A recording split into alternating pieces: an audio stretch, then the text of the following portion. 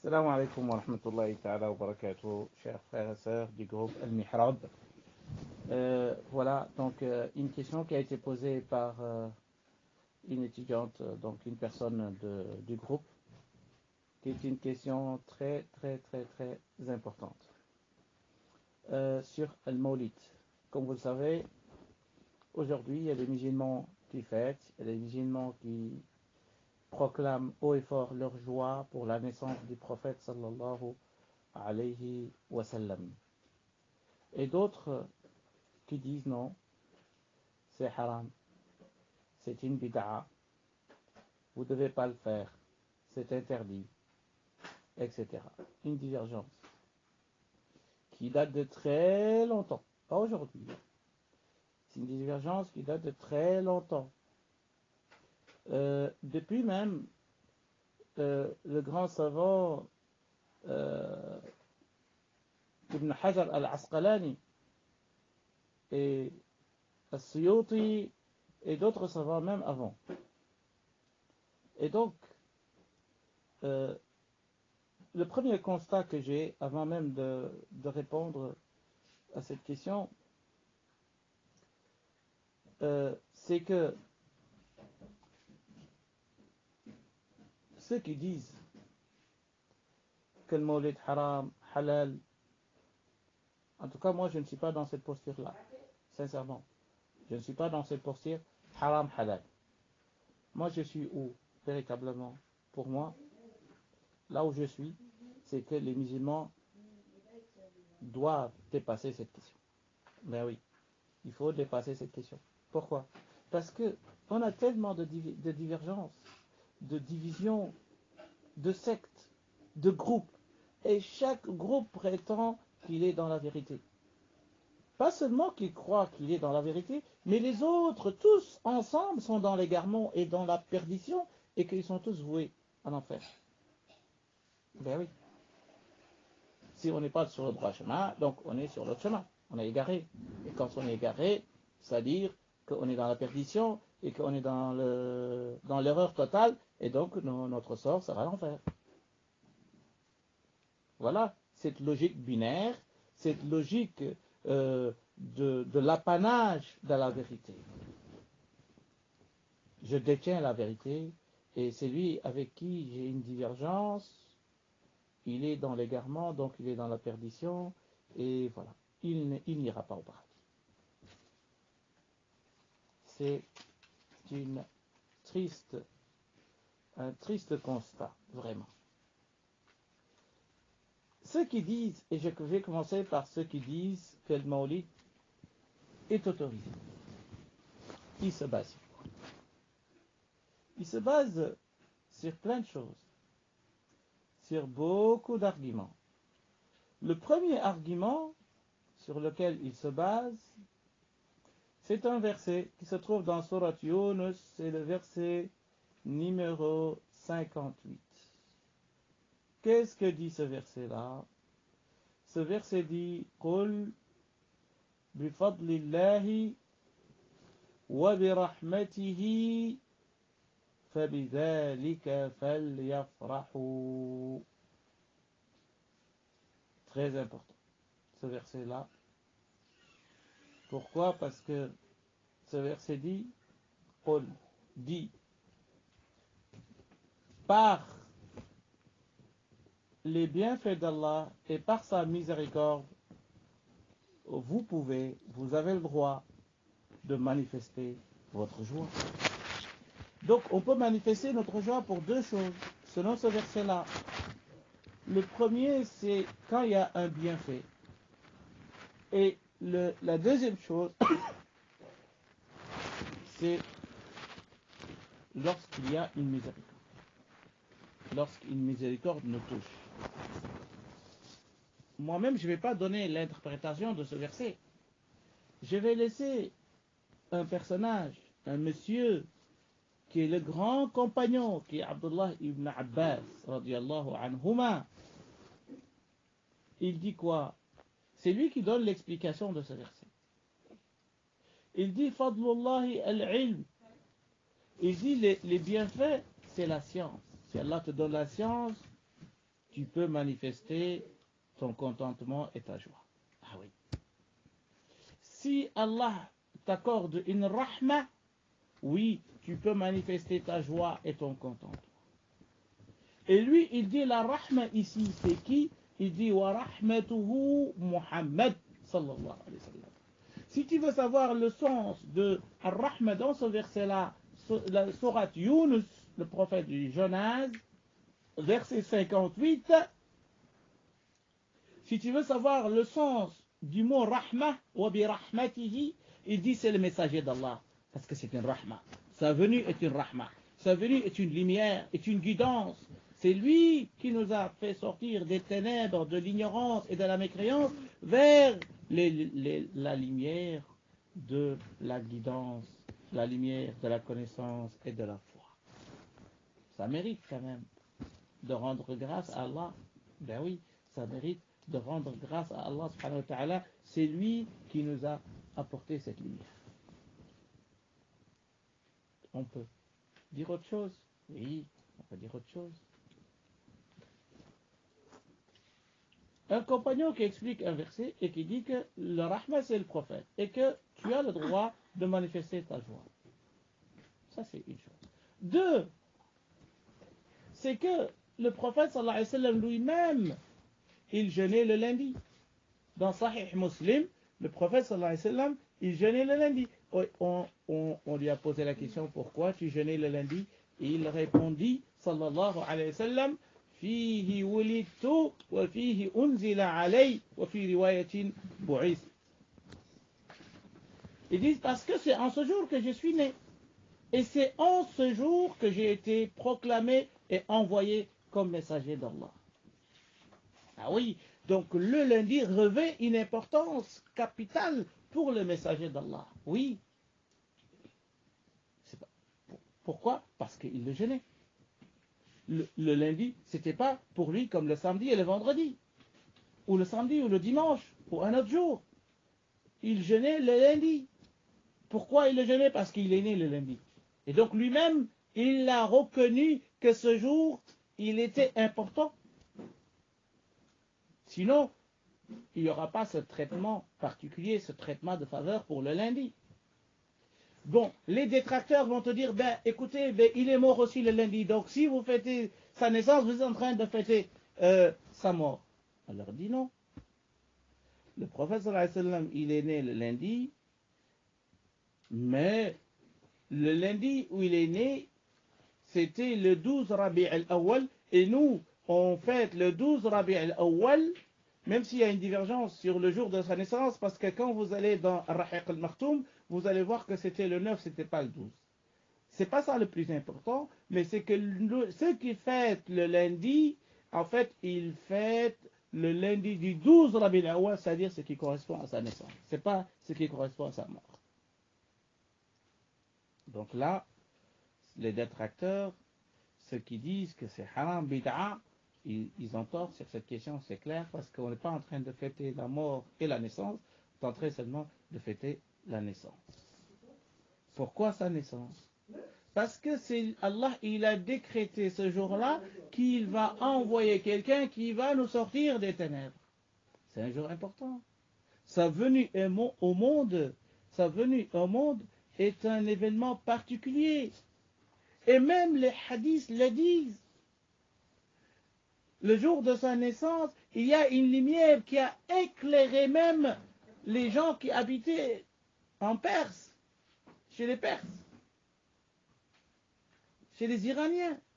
Ils ont vu cette lumière. Et donc, ce n'était pas une venue au monde simple. Mais non, même l'univers a manifesté qu'il y a quelqu'un de très important qui vient de naître. Chers frères et sœurs, c'est très important. Dire qu'on ne peut pas fêter, parce que les musulmans, ils n'ont que 2 fêtes, ou 3. Oui, je suis d'accord, je suis bien d'accord. C'est Eid al-Kabir, la fête du sacrifice, la fête de la fin du Ramadan, et si vous voulez, et le vendredi. Le jour de vendredi est une fête également pour les musulmans. Et donc, on ne peut pas rajouter autre chose. Oui, nous, on n'a pas dit que c'était une fête. Nous, on manifeste notre joie. Les fêtes en islam sont 3 ou 2, comme vous voulez, mais nous, on peut quand même manifester notre joie pour la venue au monde du message d'Allah. C'est lui qui nous a guidés, c'est lui qui nous a apporté la lumière. لقد من الله على المؤمنين إذ بعث فيهم رسولا. Allah a gratifié les croyants. De quoi ou par quoi il nous a gratifié?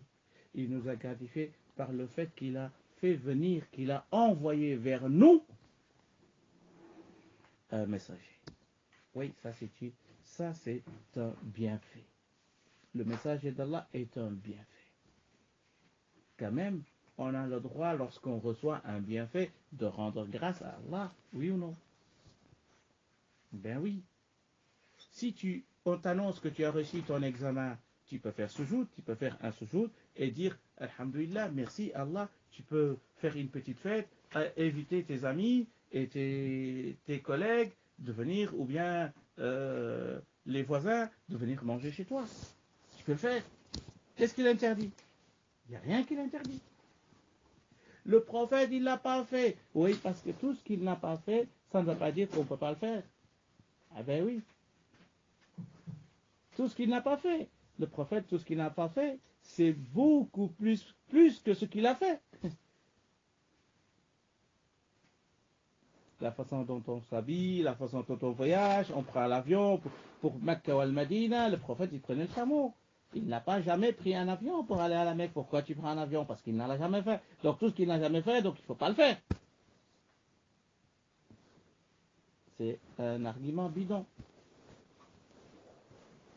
Alors, ils vont te dire, ils vont te sortir encore autre chose. Ils vont te sortir autre chose. Ils vont te dire, non, ici c'est une question d'adoration. Quand vous faites le maulid, vous êtes en train de faire une adoration. Et donc les adorations, il faut les prendre du message d'Allah, ou du Coran, ou bien des Salaf al-Salih, les 3 premières générations de l'Islam. Abu Bakr, Omar, Ali. Est-ce qu'ils ont fait tel maulid? Non. Donc toi, tu connais mieux que eux. Si ce jour était important, ils l'auraient su eux avant toi.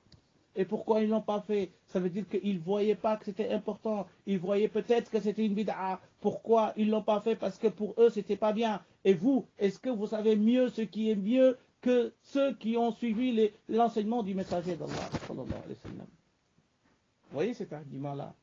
Ça ne tient pas. Moi, je vous le dis. Vous savez pourquoi ça ne tient pas? Parce que ça se base toujours sur l'argument, ils ne l'ont pas fait, donc on ne peut pas le faire. Et c'est un argument bidon. Abu Bakr radiallahu anhu, et Omar, et Ousmane, et Ali radiallahu anhum, moi je vous le dis aujourd'hui, écoutez bien, et vous n'allez jamais entendre le contraire. Est-ce qu'ils ont déjà fait tarawih et lire le Coran de A à Z? Est-ce qu'ils l'ont déjà fait? Jamais de la vie. Est-ce qu'aujourd'hui on ne le fait pas? Si, on le fait quasiment dans toutes les mosquées du monde. On cherche un imam qui va diriger le tarawih et il va lire tout le Coran, du début jusqu'à la fin. Est-ce que les sahaba ils l'ont fait? Ils ne l'ont jamais fait.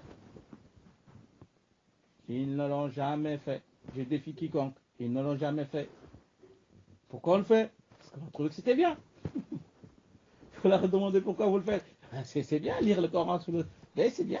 Oui, nous aussi on a trouvé que c'était bien de se montrer notre joie, de manifester notre contentement, de lire le Coran. Est-ce qu'on fait des haram? Non, on y va lire le Coran. Est-ce qu'on va sauter sur des tombes? Non. Est-ce qu'on va faire un mélange de femmes? Non. On va prendre une mosquée, on va chercher quelqu'un qui va nous lire quelques versets coraniques, et puis on va parler de la sira du prophète, du messager d'Allah, sallallahu alayhi wa sallam, on va se rappeler de ces grands moments, de sira nabawi, etc. Est-ce que ça c'est haram? Est-ce qu'on fait du haram? Non, on ne fait pas de haram. On ne fait pas de haram, non. Nous, tout ce qu'on fait en ce jour-là, ce sont des choses qui sont autorisées en islam. Lire le Coran ce jour-là, est-ce que c'est interdit? Non, c'est pas interdit.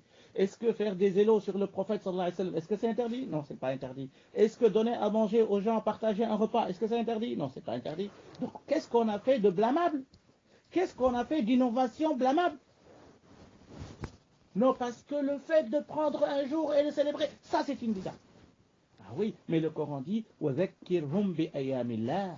Le Coran dit rappelez-leur les grands jours de Dieu.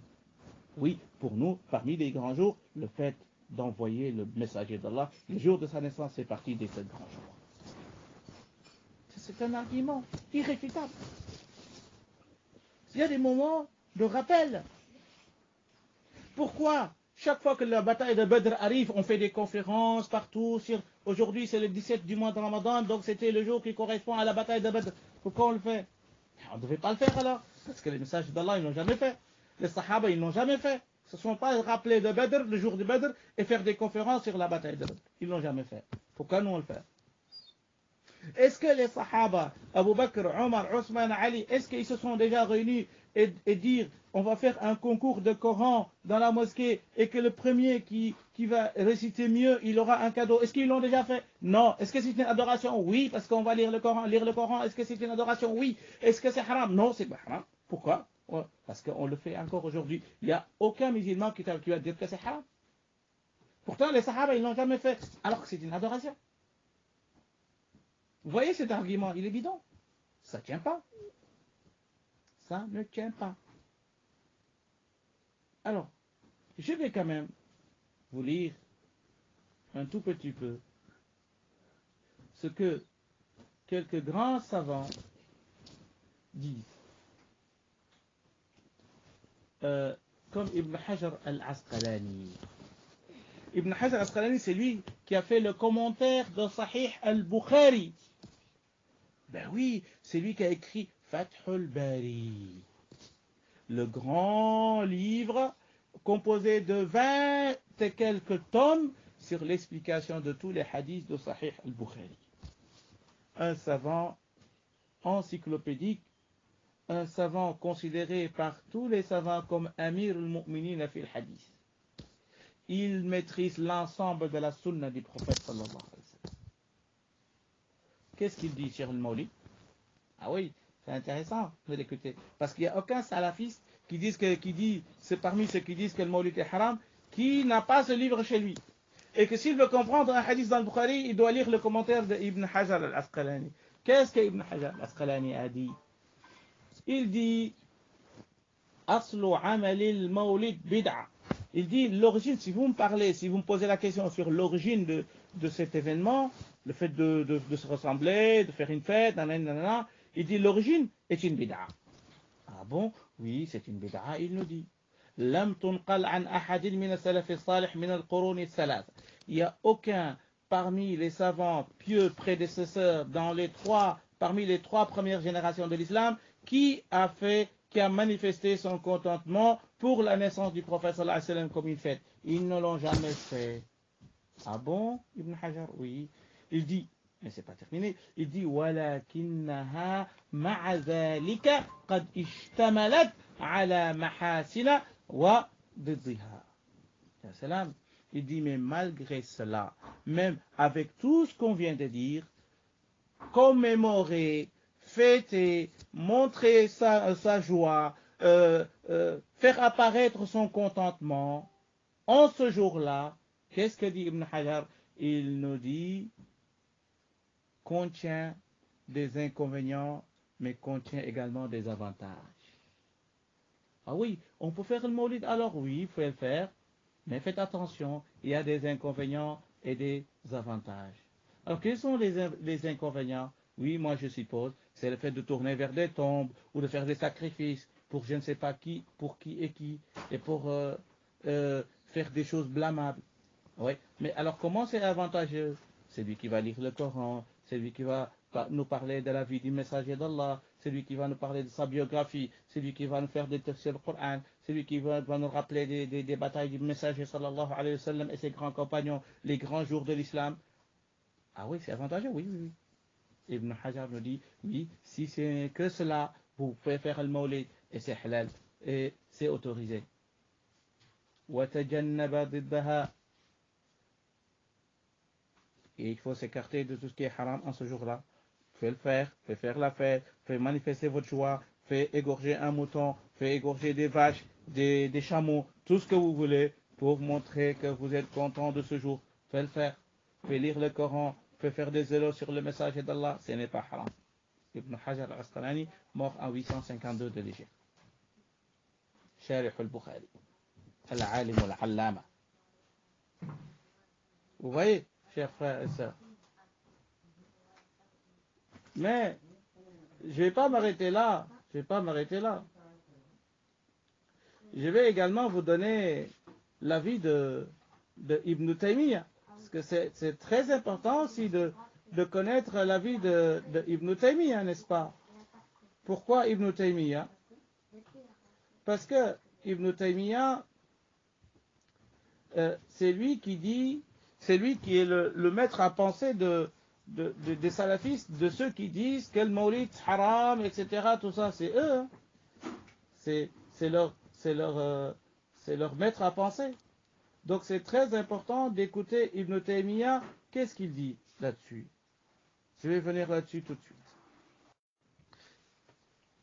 Bismillah ar-Rahman ar-Rahim. Donc maintenant nous allons exposer l'avis de Ibn Taymiyyah, rahimahullah.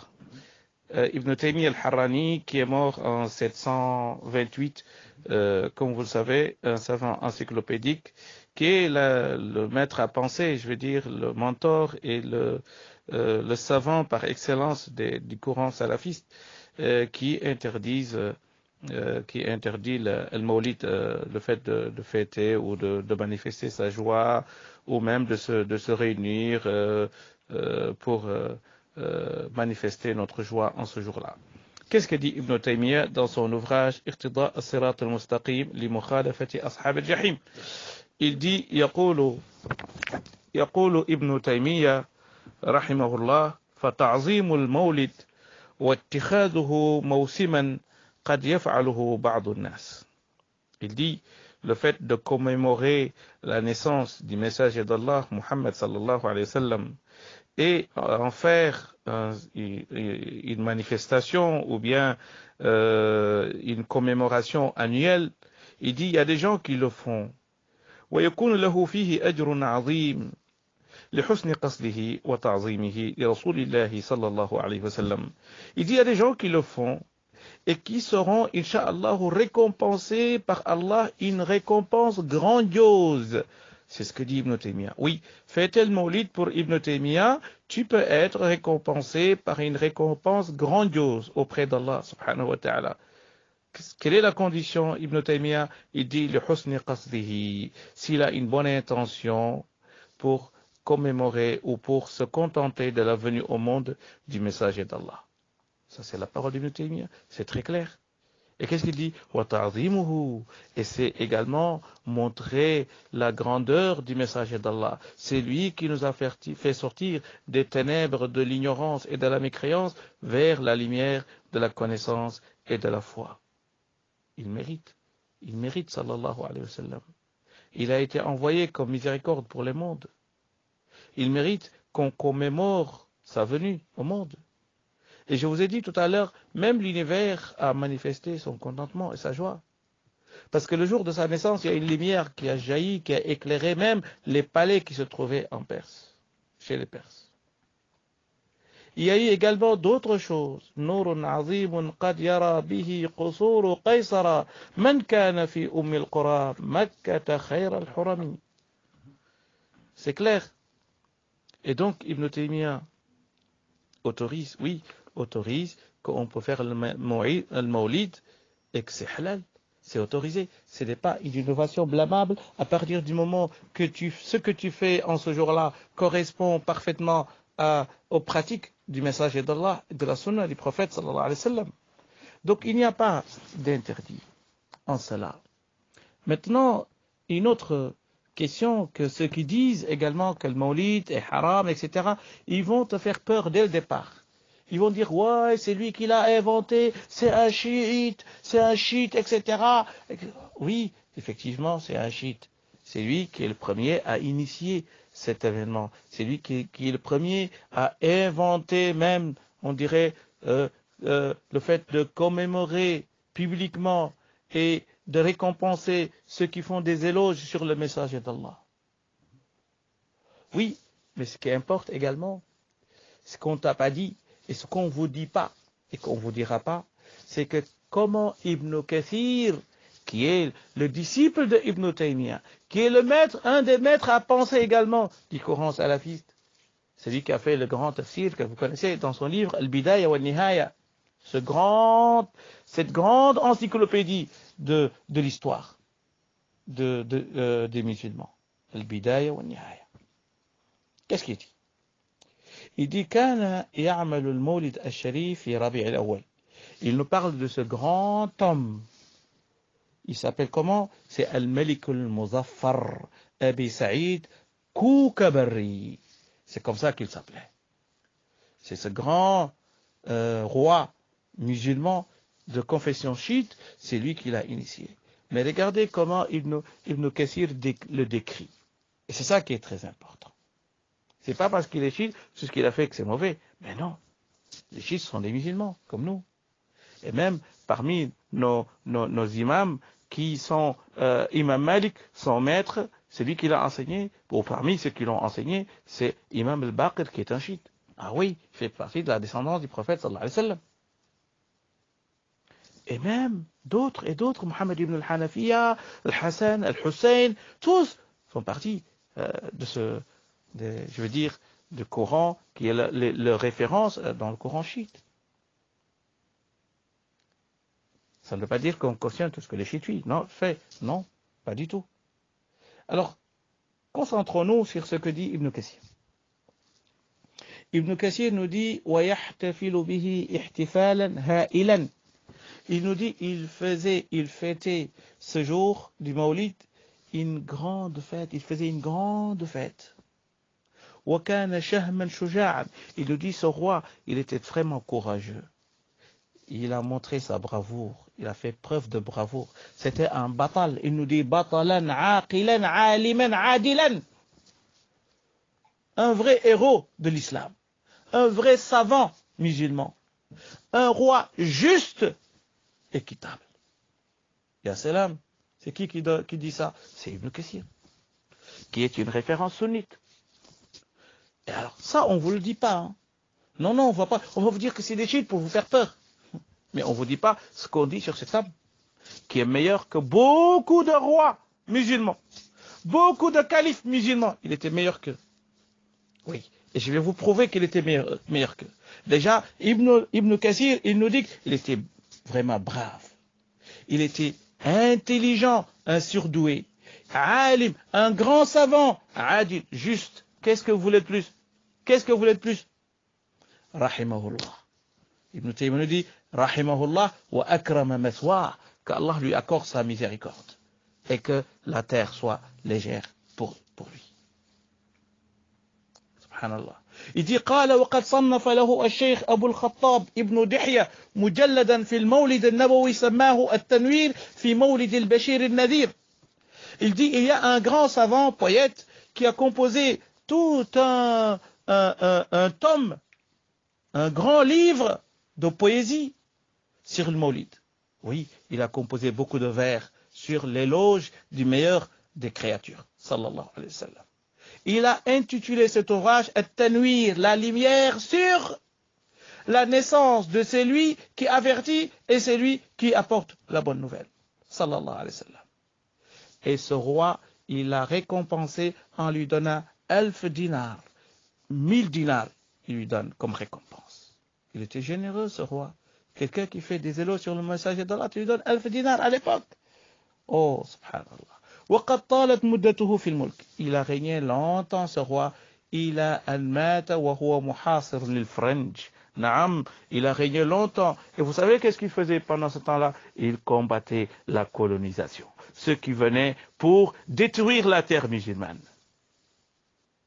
Ça, c'est le témoignage de Ibn Kathir sur ce grand savant. Il est resté toute sa vie à combattre les ennemis de l'islam. C'était un roi guerrier, juste, équitable, généreux. Laissons Ibn Kathir de côté. Prenez encore un autre savant, référence mondial, islamique, c'est l'imam al-Zahabi. Ah oui, imam al-Zahabi, qui est une référence également par excellence des salafistes, du Coran salafiste. C'est une référence de tous les musulmans, mais je veux dire c'est une référence par excellence du Coran salafiste. Quand ils te disent imam al-Zahabi a dit, c'est comme si on te dit Ibn Taymiyyah a dit, ou Mohammed ibn Abdul Wahhab a dit. قال الحافظ الذهبي في سير أعلام النبلاء. C'est l'encyclopédie écrite par ce savant. Hein? Volume 22, page 335-336. Qu'est-ce qu'il dit sur lui? Il dit ثم اتصل بخدمة السلطان صلاح الدين. Ya salam. Il nous dit, en fait, ce roi, tellement qu'il aimait défendre la terre musulmane et défendre l'intérêt des musulmans, il s'est même allié à qui? Ah oui, ça on ne vous le dit pas non plus. À Salah ad-Din al-Ayyubi. C'est lui qui a conquis Jérusalem et qui a restitué Jérusalem pour les musulmans. Il était à ses côtés. Il combattait les ennemis de l'islam. Ah oui, c'est un chiite. Ah oui, c'est un chiite. Hein. Faut le dire. Hein. Faut dire que c'est un chiite. Oui, mais c'est un chiite qui a fait pour l'islam que personne d'autre n'a fait. وغزا معه, il a combattu les ennemis de l'islam avec lui. وتمكن منه وأحبه, il était un ami et qu'il a aimé Salah ad-Din, il s'aimait tellement. Je passe. Pendant la bataille de Hattain, la fameuse bataille, il était là, lui, Al-Malik al-Muzaffar, Abi Saïd, Koukabari. C'est tout, non? C'est pas fini. Al-Hafiz al-Zahabi nous dit, وَكَانَ مُحِبًّا لِصَدَقَةٍ. Il aimait donner de l'aumône. Ah oui, sadaqa. Il était généreux, monsieur. له كل يوم قناطير خبز يفرقها. Chaque jour, il mettait des paquets et des paquets de pain. Oui. Pour qui? Pour les pauvres. Il mettait à la disposition des pauvres, des gens qui se trouvent dans des situations défavorables. Il était là pour eux. Subhanallah. Tous les jours, qanatir, des tonnes de pain. Il le distribuait. ويكسو في العام خلقا, et il habillait, il donnait des vêtements aux pauvres. ويعطيهم دينارا ودينارين, il leur donnait des dinars. وبنى 4 خوانق. Il a également construit 4 maisons d'accueil pour les malades, pour les sans-abri. Subhanallah. Est-ce que ceux qui contestent Al-Mawlid, ils le font? Subhanallah. وَكَانَ يَأْتِيهِمْ كُلَّ اثْنَيْنِ. Il est roi, mais chaque lundi, il descendait chez les pauvres. Ah oui, qu'est-ce qu'il faisait avec eux? وَكَانَ يَأْتِيهِمْ كُلَّ اثْنَيْنِ وَخَمْسِينَ وَيَسْأَلُ كُلَّ وَاحِدٍ عَنْ حَالِهِ. Il faisait un huis clos avec chaque pauvre. Subhanallah. Un roi? Oui, un roi. Il descendait chez les pauvres et il s'entretenait avec eux. Un huis clos. C'est quoi ton problème? Dis-moi, explique-moi. Qu'est-ce qui te fait mal? Est-ce que tu as une maladie? Est-ce que tu as à quoi manger, etc. Il était proche des pauvres. Oui, il était vraiment proche. Il dit وَبَنَا دَارًا لِلنِّسَاءِ. Il a construit une maison uniquement pour les femmes sans abri. وَدَارًا لِلْأَيْتَامِ. Pour les orphelins, il a également construit une maison exclusivement pour les orphelins. وَدَارًا لِلْلُقَطَاءِ. Subhanallah. Il y a des enfants, peut-être qui ne sont pas orphelins, mais qui ont été chassés par leurs parents, ou bien ils ont perdu leurs parents, pas parce qu'ils sont décédés, mais parce que leurs parents n'avaient pas les moyens pour les faire vivre. Et donc, il les prenait lui-même et il a construit une maison pour ses enfants perdus, les enfants de la rue. Oh, subhanallah. Voilà, donc, chers frères et sœurs, pour ne pas laisser cet audio durer très longtemps, je terminerai également par une autre question Oui, une autre interrogation de ceux qui disent que le Maulid est haram. Ils disent par exemple que c'est une adoration et qu'on ne peut pas le faire et qu'on ne peut pas désigner un jour pour faire une adoration que le messager sallallahu alayhi wa sallam n'a pas désigné ou bien les 3 premières générations n'ont pas désigné. Ben, je vais vous donner un exemple pour dire que ce raisonnement il est faux, il est erroné, il est bidon. Oui, effectivement. Comment? Vous savez, le prophète sallallahu alayhi wa sallam, il a dit ahabbul a'mali ilallah. La meilleure action auprès d'Allah est celle qui est récurrente et même si elle est minime. Qu'est-ce que cela veut dire? Récurrente et même si elle est minime, ça veut dire quoi? Ça veut dire que tu peux chaque nuit faire 100 fois ou 200 fois astaghfirullah. N'est-ce pas? Oui, tu peux le faire chaque soir. Qu'est-ce qui te... Oui, le messager, il faisait 100. Oui, mais moi, j'ai envie de faire 200. C'est quoi le problème?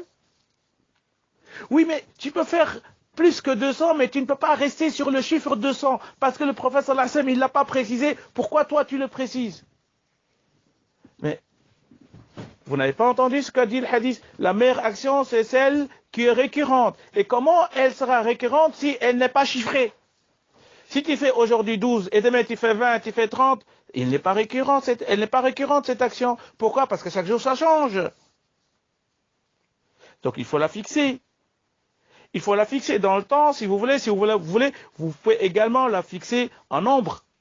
Et comme ça, l'action, elle est récurrente. Vous voyez, donc le raisonnement sur lequel il se base pour dire que on ne peut pas fixer un jour pour commémorer, ni pour fêter, ni pour montrer sa joie, parce que le prophète sallallahu alayhi wa sallam, il n'a pas désigné, il est faux. Ça ne tient pas debout. Voilà, donc, chers frères et sœurs, ceux qui fêtent le Maulid, c'est autorisé, oui, bien sûr, à partir du moment que ce qu'on fait en ce jour-là, est-ce que c'est halal ou c'est pas halal? On va lire le Coran, est-ce que c'est haram? Non, c'est pas haram. On va se réunir pour faire des zikr, est-ce que c'est haram? Non, c'est pas haram. Est-ce que on va faire à manger, à donner aux gens, partager un repas, est-ce que c'est haram? C'est pas haram. Tout cela est autorisé en islam. Alors c'est quoi le problème? Oui, ceux qui font des innovations blâmables en ce jour, nous-mêmes on les condamne en dehors même de ce jour. Wassalamu alaikum wa rahmatullahi ta'ala wa barakatuh.